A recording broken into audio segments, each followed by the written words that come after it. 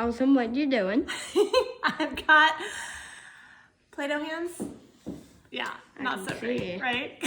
All right, good job, buddy. Well, mamas, here in California, school is officially out for the rest of the school year. And with that news, I say throw the rules out the window when it comes to playing with Play-Doh and slime in the house. I know.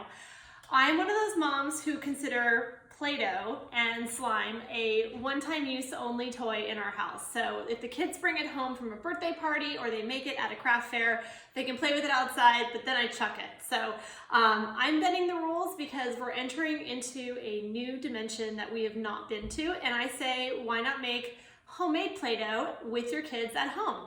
So this recipe is actually very easy and simple to follow. I'm actually using it from another blogger. It's I Heart Nap Time. She has a really great Play-Doh recipe, and the reason I like hers is it's because it's very pliable and very flexible in that she has you cook part of it, and it also includes some oil. So basically what I'm gonna do now is I'm gonna measure out my flour, I'm gonna measure out cream of tartar, salt, and a little bit of water and a little bit of oil, and then mix it all in my hot pot, and I will show you how to set it up. It's super quick and super easy.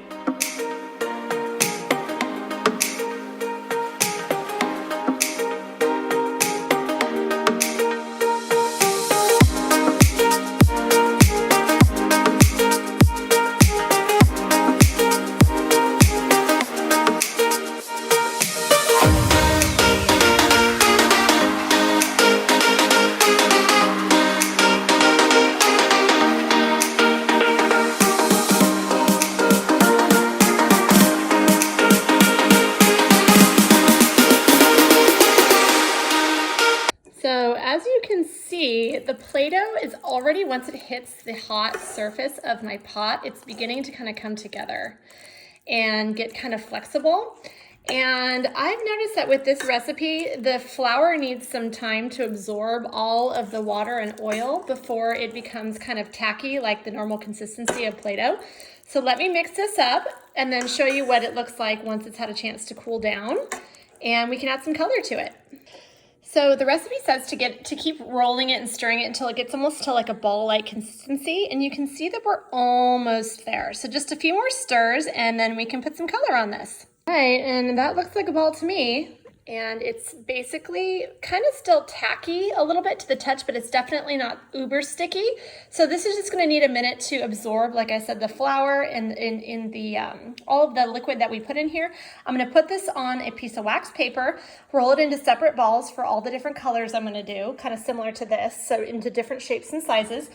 You could also add glitter to your Play-Doh. You could add really anything you want. The sky is the limit. So let me show you what this looks like when it's rolled out onto wax paper. Okay, so this is what the dough looks like when I just rolled it out from the hot pan. As you can see, it feels just like Play-Doh. So basically all you need to do is take a piece off into however many colors you're gonna be making into these cute little balls, and then dimple your thumb in there, and then that's where you're gonna put the food coloring. So we're gonna make all these different balls, dimple. And if yours turns out a little bit sticky, you can also add a little bit more flour to it, but it also might just need to cool a little bit more. Okay,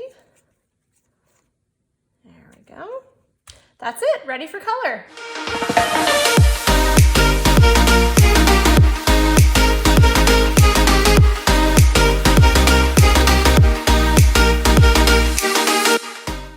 And when you're all done, this is what the Play-Doh looks like. Once the color's been put into it, as you can see, it feels just like Play-Doh.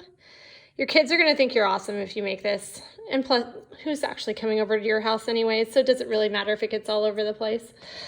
Stay safe, mamas. Happy crafting and art class as we all homeschool together.